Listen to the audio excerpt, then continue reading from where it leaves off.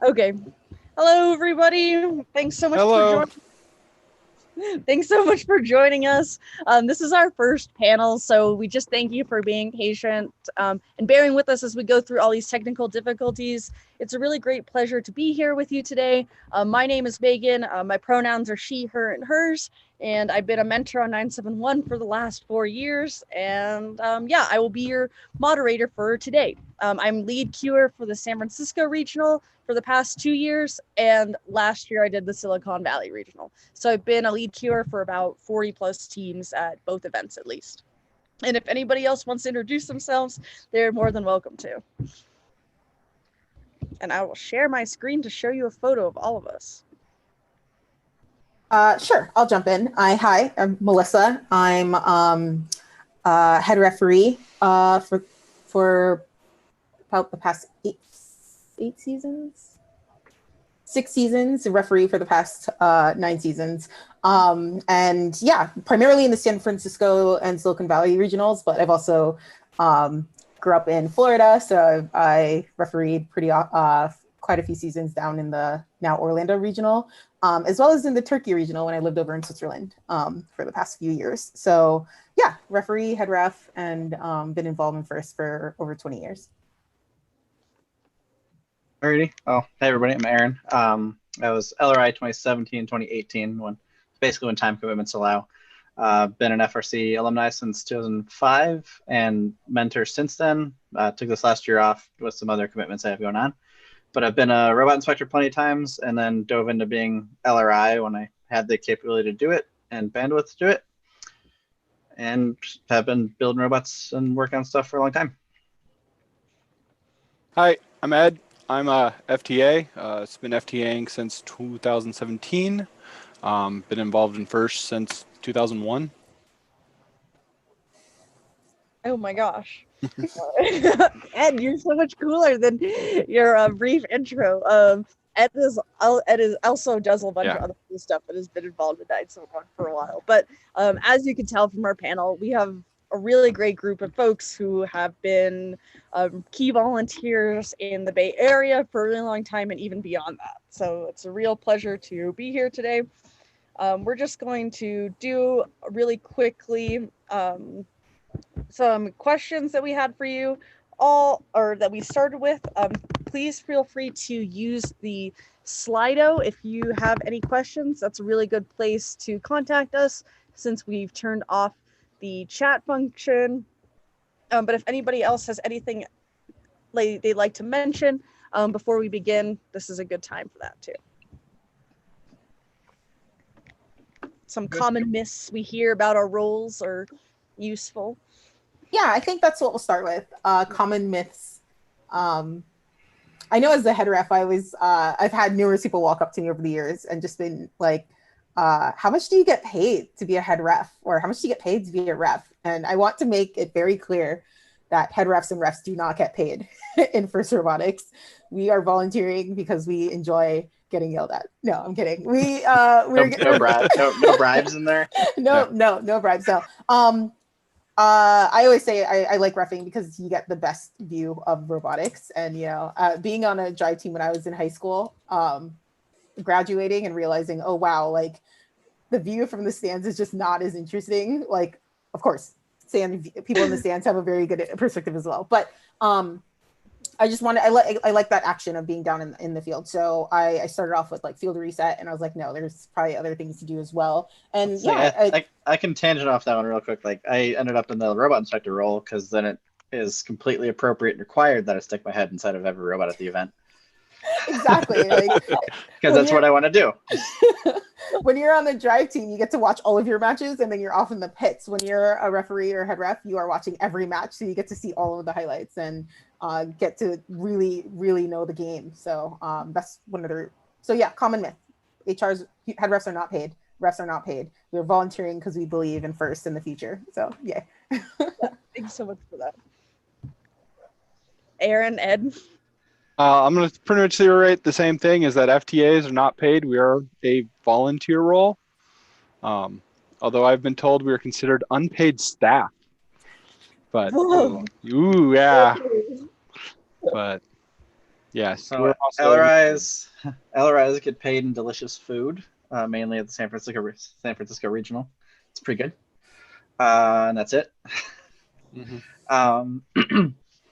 Yeah, and the common myths on the robot inspector side is I think some teams aren't entirely clear with regards to what the goal of the LRI is, and lots of times it's to give you a hard time. It's no, the goal of the LRI is to get every robot there legal and competing on the field, and that's it.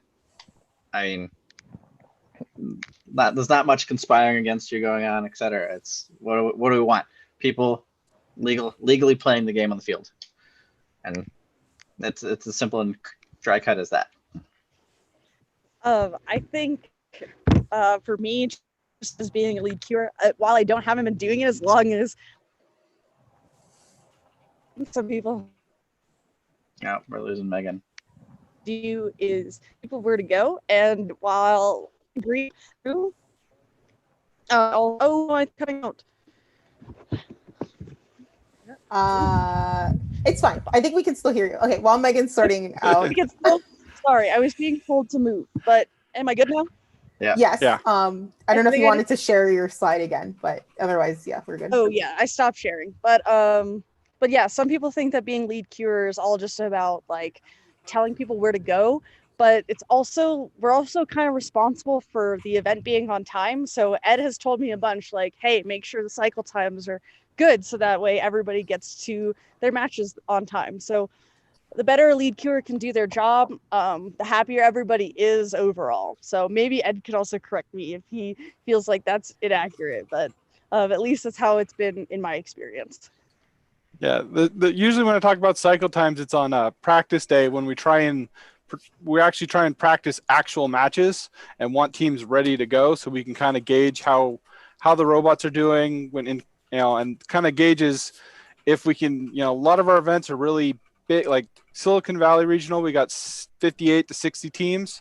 I can't get 10 matches there, but there's a big difference between 8 or 9 matches per team. So if we can get nice smooth practice days where we'll try and give you guys 9 matches for the main competition on Friday and Saturday. Right. Oh, I do have one other set of common myths. Teams are allowed in the pits during ceremonies, but only 5 people. And pay attention to the anthem. There's a whole section at the event manual about it. If your regional isn't like this, feel free to go bring it up to the powers that be.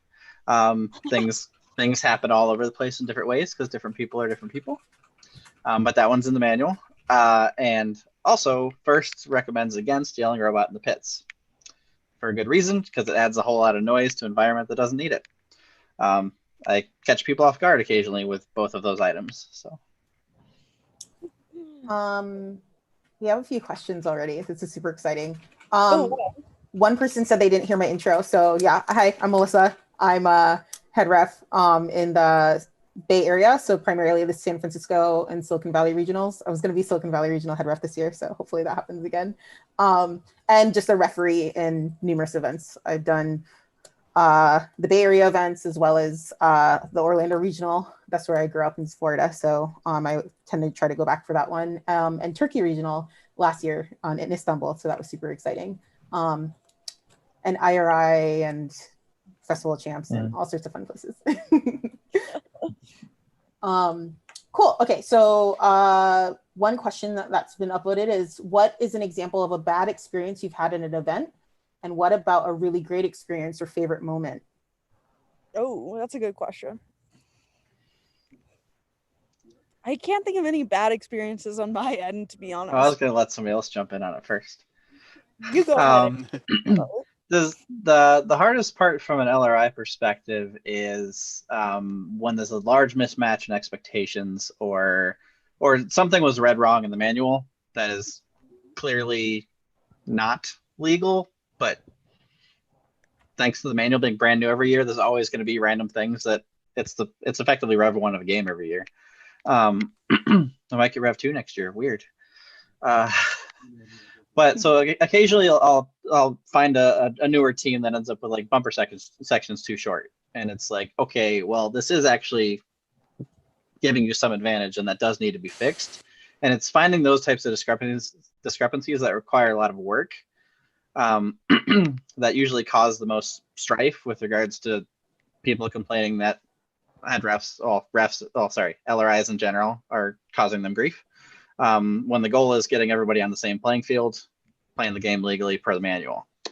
So that's the type of thing that makes the roughest situations for robot inspectors in general.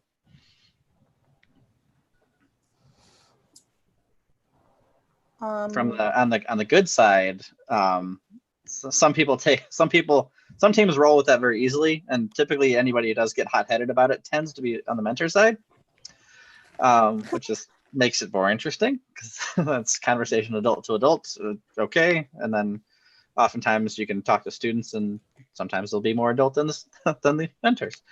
But on the positive side, being able to work with all those different teams, especially some of the newer ones, and be able to, from the robot inspector side, give some input just from the amount of background many robot inspectors have to make something just work that last 2% in terms of literally helping fix the robot.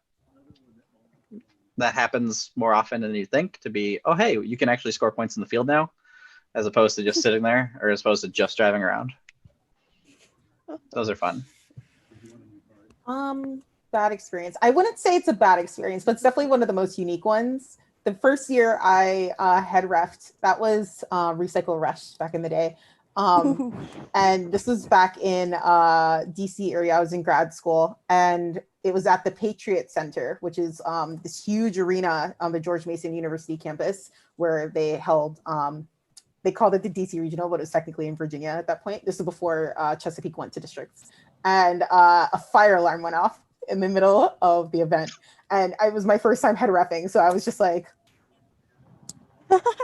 what do we do? But honestly, it was just like, this wasn't in the training. It was definitely not in the training. So it was definitely a great experience to just see how quickly everyone were a lot of the key volunteers just kind of ran together. Like, okay, so I was in charge of making sure everyone that was on the field went out the exits, and all the different key volunteers, wherever they were in the arena, cleared everyone out. And it was like a false alarm. I think there was something that it triggered in one of the concession stands up above, but the entire arena was cleared in less than 5 minutes. It was very impressive. And then we went back in and picked right back up, and everything was good. But it wasn't a bad experience, but it was just somewhat I don't know. That was the only time in, like I said, the over 20 years I've been involved at FRC, where a fire alarm went off in the middle of a robotics competition. And it was just what do we do? These are not things I think about happening here. And then my favorite moment would just be at Champs a few years ago. I was head reffing, and one of the mentors walked up to me from a team in Turkey and shook my hand, and he was just it's so an honor to be able to see a woman in a position of power, just because a lot of the girls on our team don't see examples of women in lead positions for science and STEM related type things. And that was I started choking up. I was just wow, that's not so I'm just doing this because I like it for fun. I'm not doing it to be a model or anything. But it was kind of a very enlightening moment. Oh wow, people are noticing, and this is this is bigger than just me. So that was a fun highlight. Yeah, that is pretty cool, Melissa. I guess for me, my bad experience would mostly be at off-season events, just because if you don't think things through well in terms of event flow, then everyone's just the whole time. So just if anybody's ever planning an off-season event, just thinking about where robots go and when is really important. But I guess the best experience I have would probably be seeing teams be really thankful that they get to compete. I guess and being really happy when they win. I like seeing underdogs do really well. So I guess that's not a particular one experience, but just something that I like in general. So if Ed has anything else to share, I bet people would like to hear from him too. I don't have any really specific bad experiences. Kind of a couple interesting one where we had one year right as we hit the MC said go, we lost power for about we had no, so just dropped out, just sat in the dark for about 5 minutes before everything came back. That was it was a little funny just because it was like the perfect timing just to lose everything, right as we say go. I mean, gear springs in 2017's got to be up there for you. Yeah, those were a little difficult. Had a few people complaining that we were that the blue line or the especially in the finals when you get the Red Alliance is winning just too much, and it's like that tends set to up happen. That field to give them more points. Yeah. So that's so funny. Okay, another question we have had is, what's the biggest oopsie you see teams making at competitions? I think this kind of can lead directly into best practices that we have. Biggest oopsie, I will say, people not reading the manual. I will say people not reading the manual. Yeah. I'm gonna say teams not paying attention to the green lights or lack thereof. People not moving their robot carts when they get them to the field. Oh, that's a good one. Yeah. You You gotta move your robot. Huh? You got to start listing them on eBay. That you know, take a picture, list it on eBay. Yeah, if you're on drive team and you move your robot cart after you put your robot on the field, you are like 5 to 10 times ahead of everybody else. So just do that whenever you can, and be as polite as you can to the volunteers who are dedicating their time to helping you compete as well. Because we do this for free and because we like you and robots. I just wanted to clarify, when we say read the manual, like I think a lot of people, when especially kickoff happens and you zoom right in on like the game in the field, game in the section, the field section, but there's a lot more to that manual. Outside of that, there's the tournament section, which a lot of people don't really think about, but if you become a high performing team, the tournament section becomes very important. You have to like know about what does the breakdown look like? What is the concept of tie breaking look like? How does the whole elimination process or playoff process? Yeah, nobody likes seeing the teams where you go out there for alliance selection. There's somebody seated 6th who has clearly never been there, and it's just like staring around and everybody starts screaming numbers. You got to be prepared enough that you know what to do in that situation. Yeah. And then there's other manuals, like that's the other thing. There's the game manual, but then there's also like an event manual, which is all about like the safety and like the process of like what to expect at the event and things you should bring and like what happens on practice day, what happens on qualification day 1. So like, and these are all things that there are multiple manuals in FIRST, and I think everyone should be aware at least to read through the static ones, the ones that don't necessarily change from year to year. Just check in on them annually just to see if anything's changed or updated. And then the game manual, read the entire manual, just because there is a lot going on there that can come in handy, especially if you're on the field with the robot. Yeah, best practices from the inspection side typically ends up being obviously best case is you show up with your robot ready to roll, take it, go. Okay, great, everything's good. I'm hoping that gets more streamlined now with the bag gone, in terms of bringing robots to events and not needing to go through and revamp everything at the event. But typically in the past, it was, oh, hey, some teams show up, they're ready to go. Other teams show up and they have a very detailed checklist, all parts like labeled out, all upgrades they want to make, and they go to town there. And then the second they need an inspector, go grab an inspector. But the ones that have the roughest time come in with no plan and lag till the very, very end, and give the host team for SFR crap for this, because they're the ones who always like last people to be inspected or second to last. It's like, come on, guys. But just having that plan and being ready to roll when you get to go, when the doors open.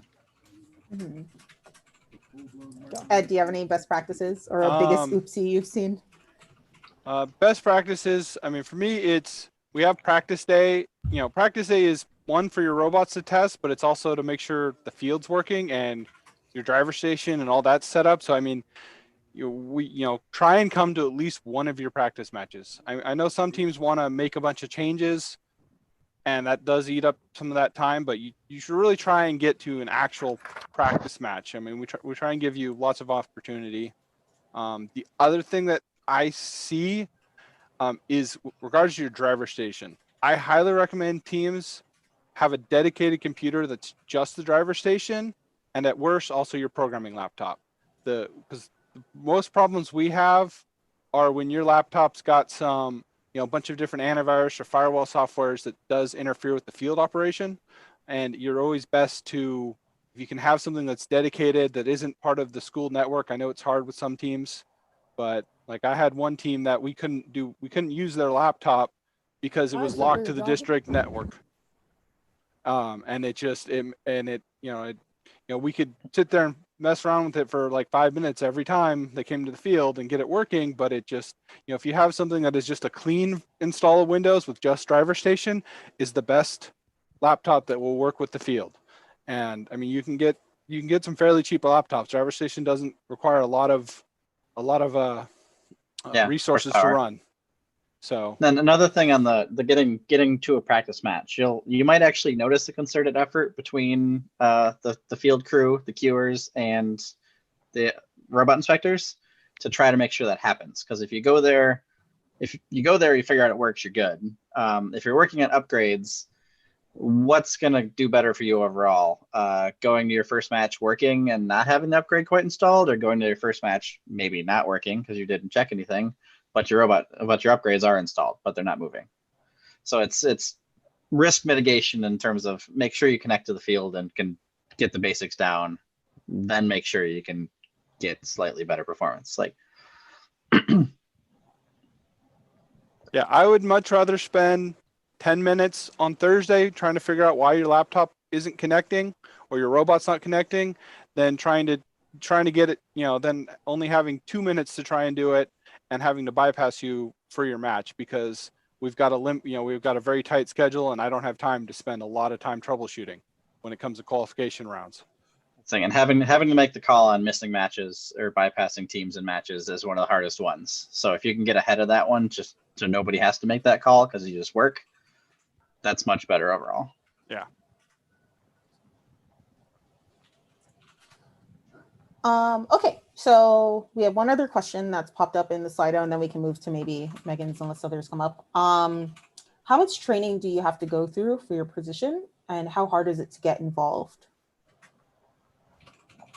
I'll dive in for robot inspector side of stuff. Training wise to be a robot inspector, it's handy to have been a student or mentor on the technical side of a team, but not required. So oftentimes I'll get random engineers, teachers, tech people from industry that companies like sponsor companies throw at you. And it's easy enough to pair them up with more veteran inspectors to go through and figure out what to look for. And then if you're still not totally comfortable there, you can pair up with somebody for like the entire first day or the first half of the day, or go through and be completely free to say, oh, okay, I don't know what that one is. So I'll get right back to you. So the robot inspector bar is not super high. To be a LRI usually ends up being getting nominated by an LRI or several other robot inspectors to push forward to go for that role for a competition. So I think I did like 3 or 4 competitions as a robot inspector, but then it was also working at a company working on FRC parts. So I got a couple, I think Alan Gregory was one of the people that nudged me towards it for being an LRI, who was also an LRI. And then training once every 2 years, they fly out to Manchester, like a weekend after kickoff or sometime around there. Yeah. For some in-person training on nuances of that year. And there's also an LRI Slack. And yep. Yeah, FTAs, there's actually kind of 3 paths to an FTA. First being a CSA for a number of years, although they do prefer you to have some field experience. So the FTAA is a major role into being an FTA, or being for myself, it was actually being a field supervisor. Can lead up, and for me, I was a field supervisor for like 4 years, and then we had a vacancy of we didn't have an FTA for Silicon Valley. This was actually before San Francisco started. So I kind of asked the RD that, hey, I'm interested in this role, and they sent my name to first, and I had other recommendations from other FTAs, and kind of that was my path. As far as training, I get a lovely trip to New Hampshire in January. Almost been snowed in once, but we do spend a weekend in New Hampshire to go over. We build all the elements of the field and kind of go over some robot training, control system training, and then the field software. I have to be at the event. I need to be able to troubleshoot robots, troubleshoot the field, and troubleshoot the computer. So there's quite a bit to cover. So for me, I had told the regional director, Teresa, that if she ever needed help, I was available. I really wanted to get involved on the volunteer side because I know that FRC needs a lot of volunteers, and 971 as like an outreach and awards mentor didn't really need my help so much at competitions because I couldn't really, help troubleshoot the robot in those circumstances. But being a volunteer seemed like a really good role for me to help contribute to my team, but also give back to FRC after being involved in high school and as a mentor. So just telling your regional director, like, hey, I exist, I'm available if you need help, is a really good way to start becoming a volunteer. And I guess in regards to queuing specifically, you could always need queuers. It's always good for an event to have at least 6. And if you're interested, you can go to first.org, and I believe there's like its own separate portal for signing up to be a volunteer. So that's just something for you to know in general, and that will help volunteer coordinators out a lot if you're ever interested. Yeah, same goes if you were interested in just being around the field and you want to, field reset. There's, the training, you'll basically get trained by either an FTA or your field supervisor. So it requires no experience. On the job, real quick training. Yeah, I mean, it's a great roles for students. I know there's a lot of especially larger teams. You've got, students that maybe you've got a half day of scouting, and then you're kind of free and just, if you don't want to just sit in the stands, you can come down and work the field. I mean, a lot of events have no problem with resetters that can only do a half day or one day of the event. And it's a great way to help out the event. You can scout better when you're right next to the field. Yeah. Yeah. It's great. You get to sit about, 10 feet off the side of the field. For referees, it's a little bit more involved. Anyone can sign up to be a referee as long as you hit the minimum requirements for FRC. I think to be a regular referee, you have to be, I believe 19 now. And to be a head ref, I believe you have to be 23. I don't know. It's been a while. They put in these requirements relatively recently, but you sign up, and then the head refs get assigned by FRC headquarters, actually. So that's like, to be a head ref, you have to have been like essentially refereeing for a bit of time, and then there has to be a need for you to be for there to be a head ref. And there are new events coming online every year at FRC. So I know in the Bay Area, at least, we've had a new regional come online every year for the past few years, and in California, definitely. So it's kind of exciting that we have like a very strong referee pool, but also a strong head ref pool as well, because there's just so many events here. To be a referee or a head ref, you have to take a test, and you actually have to you have to study the manual and take the test that essentially about a month before regionals start. And then as a head ref, you have to take an additional test, and every few years you have to do like a more formalized training to be a head ref. In the past, it used to be you'd actually go to Manchester and get to all the new head refs or the people who are refreshing. Every 3 years, you have to do the head ref refresher course. They would go in person, but recently, Ed alluded to it. Manchester in the winter is not the nicest place to get to, it's not the easiest place to get to. Let me just put it that way. There's a lot of snow. If you're trying to get there from a major airport, it can sometimes be an adventure, is the way I'd put it. So they've started doing a lot more virtual trainings, and just a lot of there's a lot of Q&A sessions, and people are checking. The head refs are constantly checking in with each other throughout the season. So there's like weekly digest and stuff to just learn about what are the lessons learned from the previous week and such like that. So it's very involved it's more involved being a head ref than just being a ref. I consider them being two completely different jobs. As a ref, you are, fully focused on the field and typically like a portion of the field, and you're working with your team around you, which is, one kind of job. And as a head ref, you are like managing that team, of course, who's watching the field, but you're also dealing with like question boxes and the scorekeepers and the FTAs and the LRIs and the lead QA. That's one thing I've seen is a difference between like LRI. I get a little more time to deliberate on what calls are, so there's less pressure as opposed to what you guys have to do in terms of, and this is that call now, and you got to make that a lot faster. So I think that makes sense as far as why training is a little more intensive.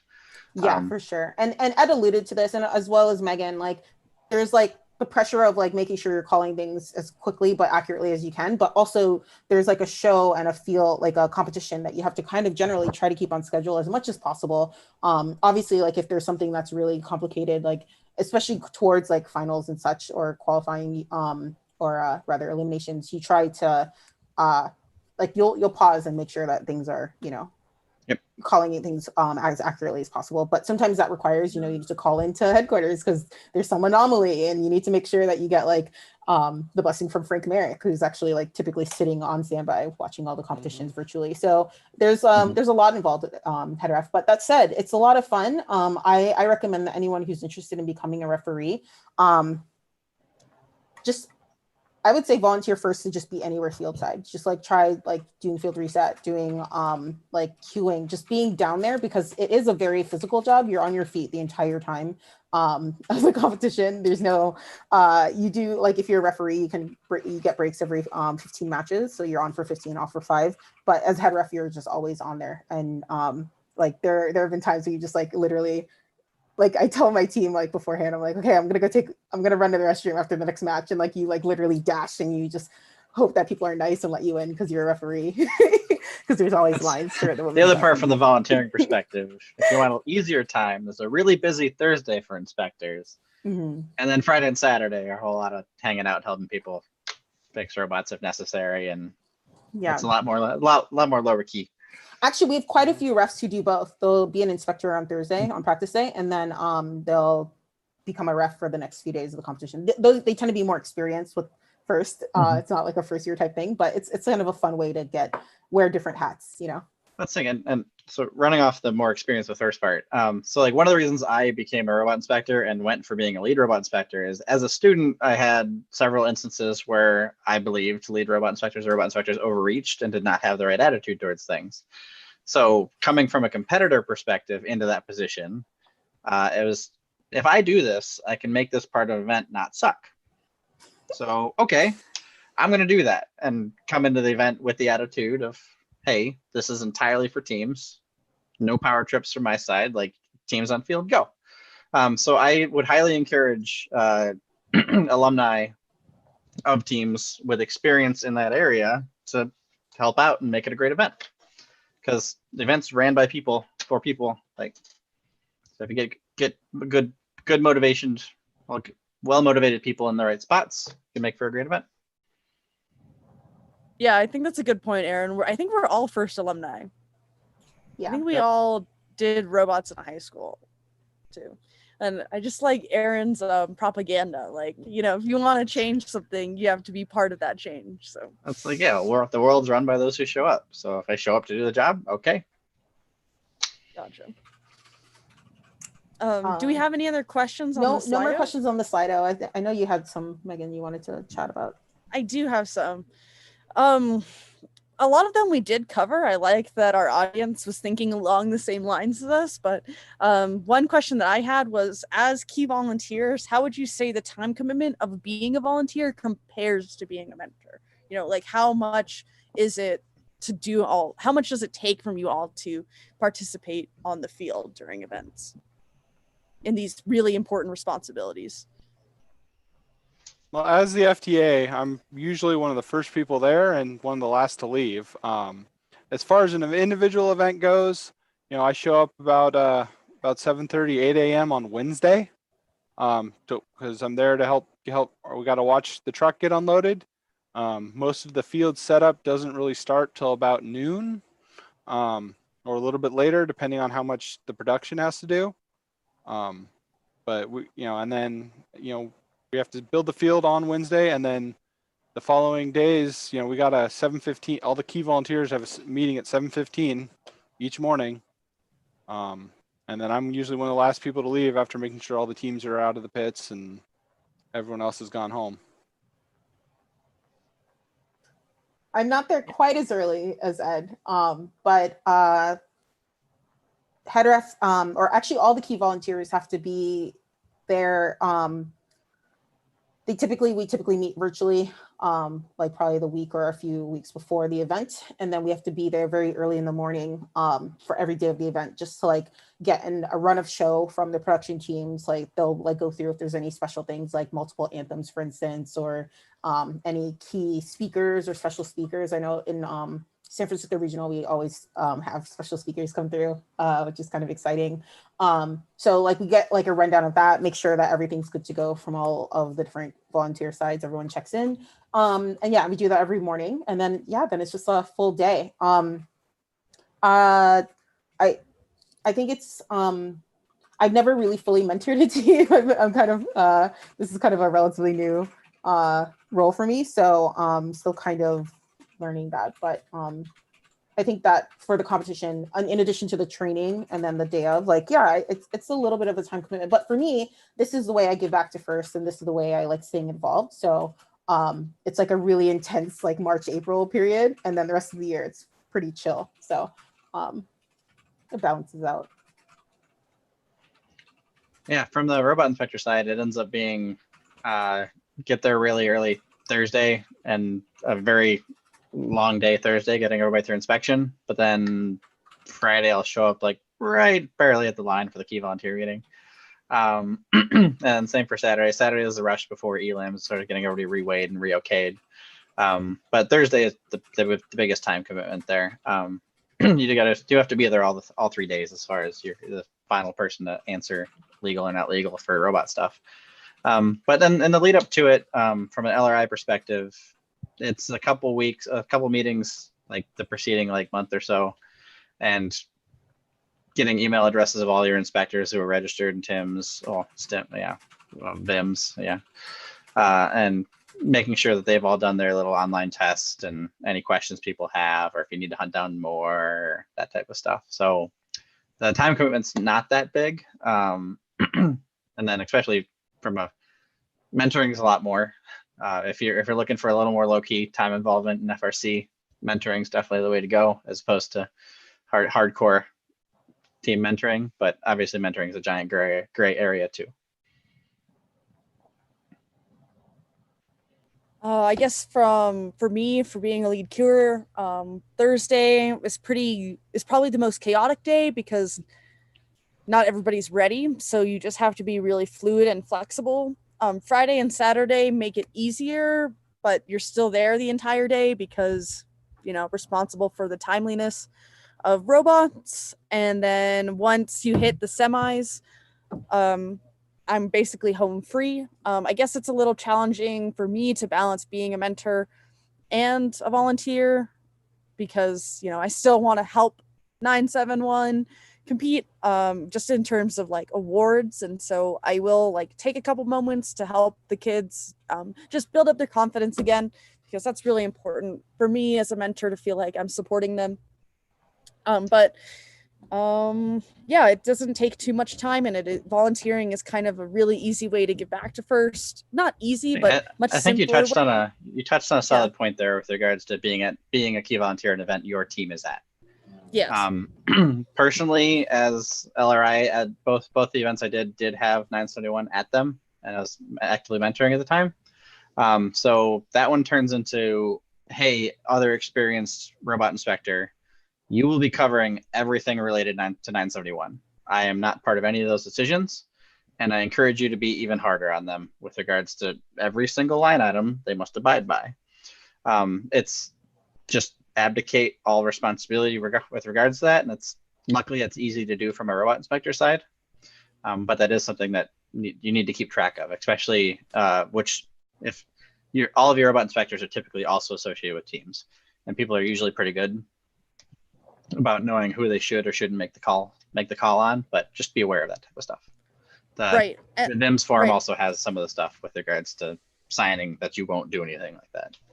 100%. And you even you find yourself even as a volunteer, like Aren mentioned, holding your team to an even higher standard because you know that you're responsible for them doing well and the event itself. So I feel like I did sort of help 971 become better because I was like, hey, what are you guys doing? And sort of play finger wagging. But yeah, so That's just saying it was keep in mind. I had a fun conversation between myself and Austin Chu about how compressors are supposed to work. And that was one I didn't want to have. But it happens. Just a plug for anyone who might be tuning in. Feel free to ask questions on Slido, which is linked in the description down below, or sly.do, event code Spartan series. Yes, we do have about 13 minutes left. Megan, any other questions that you have lined up?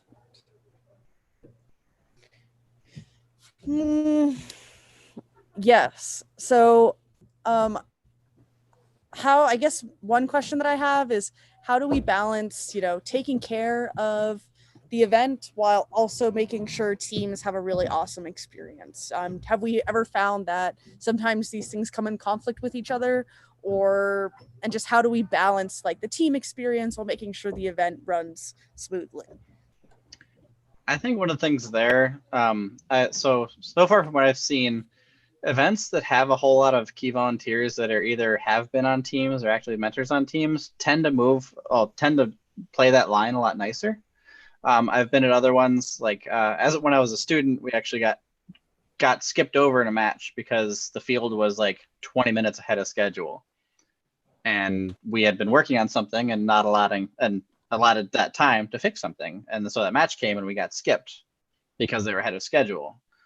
And whoever made that call, I'm betting, was not a very involved team member at any point in time. Just with regards to the schedule is a schedule. If you are early and you get to slow down, wait till you run at that time. And for me, it's easy to make that call in terms of yeah, it sucks to lose all the time you got ahead, but you are there for those teams to compete. So that's the call. So I tend to notice that events with more team-based volunteers coming up have a lot easier time playing that line. Yeah, I would agree. I think that having a key volunteer staff that's loaded with alumni, just it helps a lot of the tight spots of the event go smoother, because it's really easy to perspective take and think about when you were a student, what would you want this outcome to be, or what would you want to know or be told? So we've had 3 really great years with the San Francisco Regional. And we always say that it's partly because every key volunteer is an alum, which is super exciting. And a lot of the people actually on the field are alum from FIRST. So we just, there's just a smoothness and it's an understanding of why you're there. Yeah. And an understanding, of how you want it to go in an ideal situation, because you remember how stressful it was being on a team and having decisions made, or these things come up and just not being told what was going on, or what was not aware of what the state of the things of what was going on. So I think sometimes, especially as a ref, you sometimes see, I think I see the best and the worst of people at competitions. I think sometimes you have to balance addressing people's concerns or questions, and sometimes teams will not take an answer, and they'll just hang out in the question box or really want clarification, or and that's fine. And sometimes you answer it as much as you can, and then you're just we have to move on with the competition. We have to keep going, and we try to minimize that as much as we can. But sometimes you just have to be okay, we have to continue on. But luckily that doesn't happen too often, and any contentious calls are typically thoroughly discussed, and there's a whole team of people who are there and trained and understanding. and trying, and we're all there to help mentor and make sure that experience is fair and even for everyone as well. So I think that's like, so that can sometimes be hard and sometimes not what students want to hear. I keep a certain level of mental moderation and also have informed other people of this attitude of this is a high school robotics competition. That means there's a certain emotional bar that you should never really have to go above in terms of maintain professionalism. If it doesn't go your way, there's opportunities for recourse and going up the chain, etc. And keep it professional, and you should be able to pursue those. If you don't agree with something, it's not the end of the world. It may be suboptimal in that situation for your team. You get to choose how you make it through that, but at the end of the day, you're building some cool stuff and playing with it. Mm-hmm. Yeah, great advice, Aren. Ed, do you have anything else to add? Totally cool. Not that I can think of. Okay, so Ed just basically seconds everything Melissa and Aren said, so that's cool. That adds a lot of weight to my opinions. It does. It does. Do we have any other questions on the slide, Melissa? If not, yeah. I can. Okay, cool. One person asked about training. We had kind of touched it before, but like, yeah, we discussed the time at events. What about preparing for the event and training?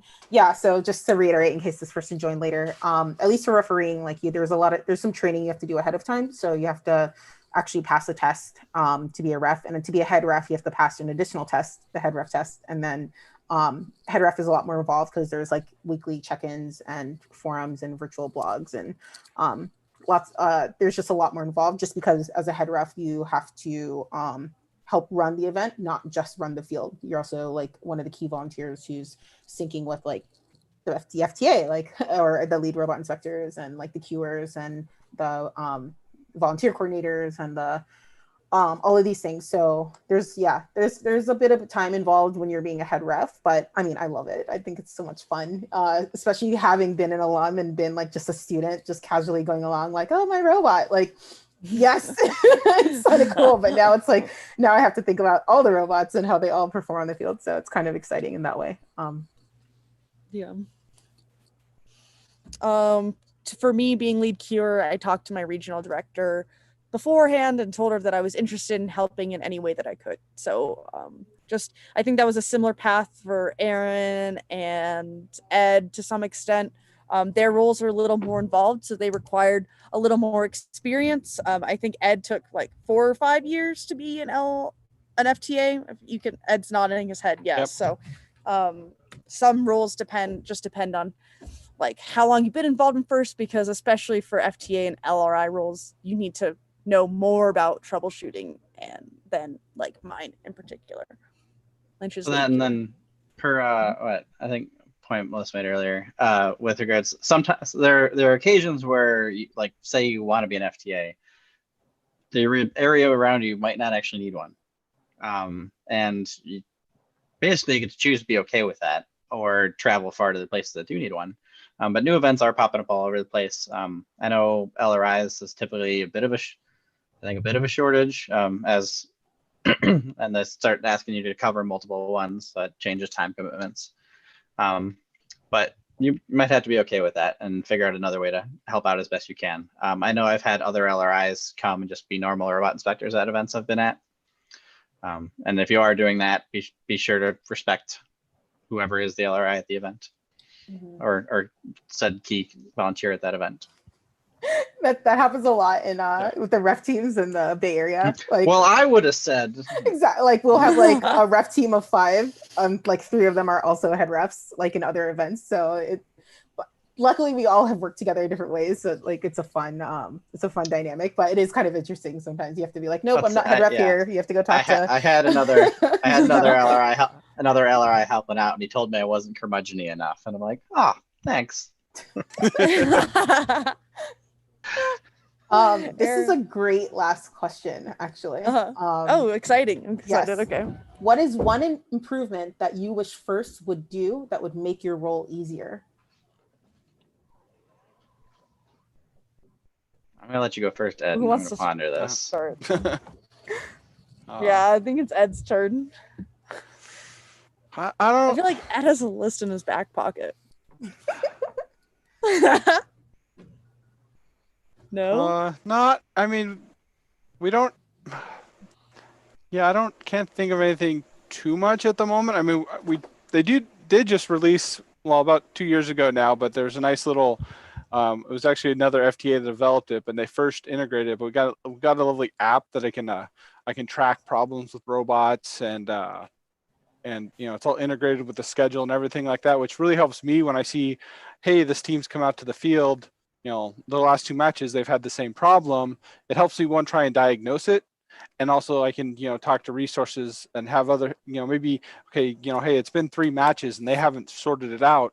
I'll go up and talk to them. Hey, can I get you help? I know you're having obviously a code problem. Can I get it's great when 971 is at an event, because I know a lot of the students and some of the other mentors that I can hey, can you guys go help this team with this problem?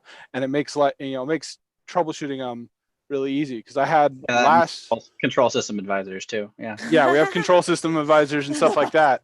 But sometimes it's they're backed up helping the rookie team that didn't know how to assemble their control system or stuff like that. Like I actually had one down at the I went down to SoCal for an event, and so I didn't have a lot of. I knew a few teams that were down there, but ended up having a team. I'm like, hey, they've missed 3 matches in a row. What's going on? I go talk to them, and they were a newer team, and they had burned out both their drive motors, and they didn't know. It's like, I mean, there's plenty of team, so I just go to some of the. I think I went to the Holy Cows because they were there. And I'm like, hey, can you guys help them change out their drive motors? I mean, they have them at spare parts, and they just didn't know the resources. So, but being able to, I mean, for me, that tracking app has made it great to be able to try and, because otherwise, as before, I was like, keeping notes on a little piece of paper and stuff, and you lose it and set it down. But I mean, that was something they've just implemented, and that's made my life a lot easier. So I have noticed, and a lot of the things that were the bigger pain in the butt is like getting rid of the full sizing box that you had to set your thing down and slide it in and go, okay, it's just good. For here's a tape box on the ground, set your robot in it. Yep, you're inside of it. Okay, how tall is it? Great, done. That was a lot easier. The fact they got rid of the bill of materials is great, because chances in order to be able to be handed an Excel sheet or whatever of somebody's entire robot and thoroughly go over it to any level that made sense is not something that adds value or is going to be efficiently or accurately done at an event. So I'm kind of happy they got rid of that one, in terms of just, it's not adding to the event. There's a certain level of professionalism you could claim it adds, but if you want to do that on your own team, do that on your own team. So I'm happy they got rid of that one. I guess for me, to answer this question more directly, because Ed and Aren just kind of like talked about things they liked that first changed. But for me, it'd be really cool if first gave little buttons that said be on time, or like little stickers that said be on time and be nice to your volunteers. That might be cute and probably low cost, but who knows? So that's marginal compared to what Ed and Aren have to deal with. So I really had no complaints overall from first, because they're calls that we are lead queuers are a part of, and we talk and share ideas, and first has done a pretty good job supporting us in general. I think the biggest thing I would say is better radios to the refs. Luckily in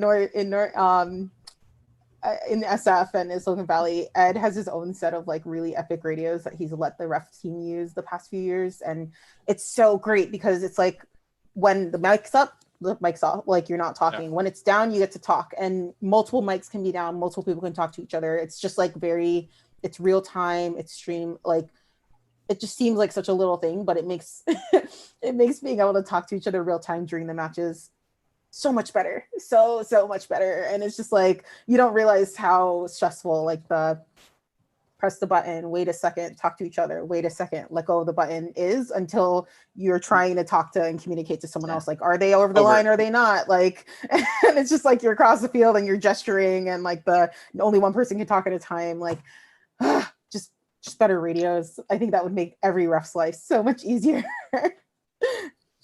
Yeah. Great.